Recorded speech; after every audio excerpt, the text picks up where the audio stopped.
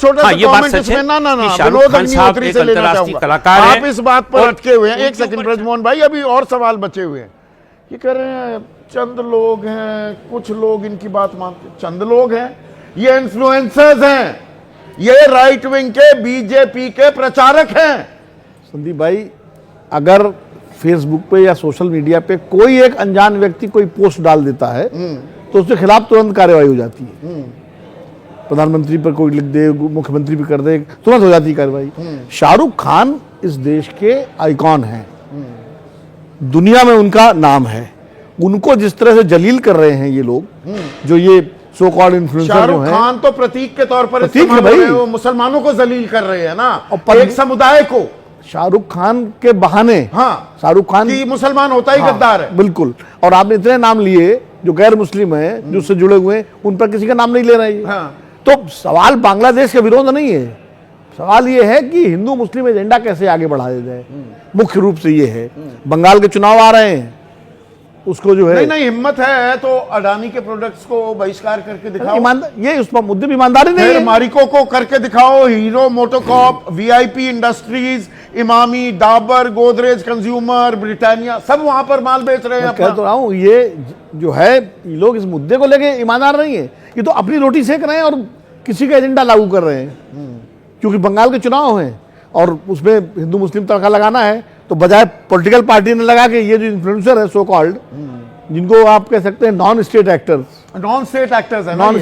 हैं, तो अब वो कर रहे हैं। अब संगीत सोम विधायक है, पूर्व विधायक है, नंदकिशोर गुर्जर विधायक हैं, पार्टियों में तो है ना। अभी सौरभ मालवीय बड़ी मासूमियत से कहते हैं उनके निजी विचार हैं, तो निजी विचार तो जब कांग्रेस पार्टी के लोग बोलते हैं तो आप काहे फिर हल्ला मचाते हैं? और एफआईआर क्यों? समाजवादी पार्टी के लोग बोलते हैं तो क्यों हल्ला मचाते हैं आप? हाँ। एफआईआर करवाते हैं, वो भी निजी विचार होते हैं। लेकिन सवाल ये है कि आप क्या बोल रहे हैं। आप शाहरुख खान के परिवार के बारे में नहीं जानते। शाहरुख खान के पिताजी जो है खान अब्दुल गफ्फार खान बादशाह खान के खुदाई खिदमतगार के सिपाही थे। और पाकिस्तान प्रेम अगर उनको होता तो भारत का जानकारी कहाँ है ना इनको, जब इन्हें यही जानकारी नहीं, अरे भाई बीसीसीआई की इजाजत के बिना वो बोल ही नहीं सकते थे। अच्छा, और अगर उनको पाकिस्तान प्रेम होता तो अकेले केकेआर जीएस कोई शाहरुख खान की टीम है क्या? 55% मालिकाना हक है ना, 45% तो जय मेहता और जूही चावला की है कंपनी, तो उनके बारे में क्यों नहीं बोल रहे? यही तो सबसे अनफॉर्चुनेट चीज़ है संदीप की सिलेक्टिव टारगेट हो रहा है। मतलब जो काम वेंकी मैसूर, अभिषेक नायर और जानवी ने वहां कर दिया ऑक्शन टेबल पे, अब उसका खामियाजा शाहरुख खान को भुगतना पड़ रहा है। वो भी तब जब वो बिल्कुल भी कोई दखलंदाजी नहीं करते। तो सेलेक्टिव, अगर 55% उनका टारगेट, उनका ओनरशिप है, तो 45 इनका भी है। और ये जो डिसीजन होता है, मुस्तफिजुर रहमान को कब पिक किया गया? तब पिक किया गया जब एक्सेलरेटेड ऑक्शन आया था। पहले ऑक्शन में पिक नहीं हुए, आखिरी में हुआ जब केकेआर के पास पैसा बचा हुआ था। उनको एक ओवरसीज खिलाड़ी लेना था और उनकी गेंदबाजी काफी कमजोर थी। इन तीनों क्राइटेरिया में मुस्तफिजुर से अच्छा कोई और नहीं था। ये सिलेक्टिव नेशनलिज्म, सहूलियत का राष्ट्रवाद कब तक चलेगा? पाकिस्तान के साथ अरे दुबई में खेले, क्यों खेले? ना खेलते नहीं जी, उसमें फिर वो स्पिन डाली गई, वो वर्ल्ड रैंकिंग में असर पड़ेगा। क्या फर्क पड़ जाता है भाई? 1980 के मॉस्को में ओलंपिक्स हुए, पूरे के पूरे वेस्टर्न वर्ल्ड ने उसको बॉयकॉट कर दिया था। वो कहते नहीं, हमारे गोल्ड मेडल मारे जाएंगे। ये सहूलियत का राष्ट्रवाद हो रहा है क्या जीएस? ये एक बहुत ही इंपॉर्टेंट और बहुत ही अच्छा डिबेट है।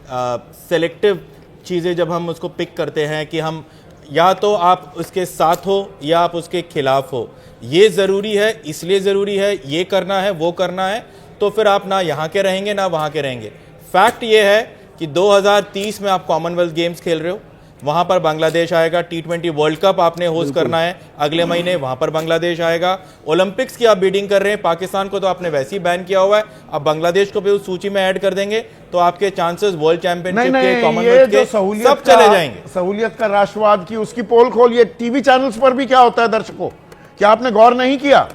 पाकिस्तान के मेहमानों को आप बुलाते हैं, पाकिस्तान से कोई बातचीत नहीं हो रही। वहां के एक वरिष्ठ पत्रकार ने तो बाकायदा वो वीडियो भी वायरल हुआ कि 10-10 हजार रुपए दिए जाते हैं कि गालियां सुन लेना, पैसे भी हमें मिलते हैं और 10,000 क्या, जीएस विवेक इस बात के साक्षी हैं, हम तो जानते हैं वो बड़े प्रमुख 10,000 पत्रकार में भी काम नहीं चलता। वो बड़े प्रमुख जितने पत्रकार आपको दिया जाता है पैसा, उसके 10 गुने दिए जाते हैं पाकिस्तान के मेहमानों को, और उनको गालियां खिलाएंगे, पर उनको दिखाएंगे भी। मैच फिक्सिंग है, मैच फिक्सिंग है, मैच फिक्सिंग है और क्या है भाई। और ये राष्ट्रवाद की मैच राष्ट्रवाद की मैच फिक्सिंग है। और ये सिलेक्टिव पाकिस्तान जाना नहीं है, उनसे बातचीत नहीं करनी है, सारे दरवाजे बंद कर देंगे, ट्रेड बंद कर देंगे, पर उनके मेहमानों को बिठाएंगे। आप याद कीजिए, गलवान के बाद या उसके पहले चीनी सामान बहिष्कार कर दो, ये कर दो, हटा दो। अब क्या हो रहा है? मालदीव्स नहीं जाने वाले थे लोग, अब मालदीव्स नहीं जाएंगे। मालदीव गए नया साल बनाने लोग, और जिनको मालदीव्स का ये नहीं पता दुनिया के नक्शे में है कहां, वो भी कहने लगे मैं मालदीव्स नहीं जाऊंगा। यही जो सेलेक्टिव राष्ट्र। दूसरा, क्या बांग्लादेश से आपने संबंध तोड़ दिए? क्या डिप्लोमेटिक रिलेशन खत्म हो गए? क्या बांग्लादेश का उच्चायुक्त भारत से चला गया, या हमने अपने उच्चायुक्त वापस बुला लिया?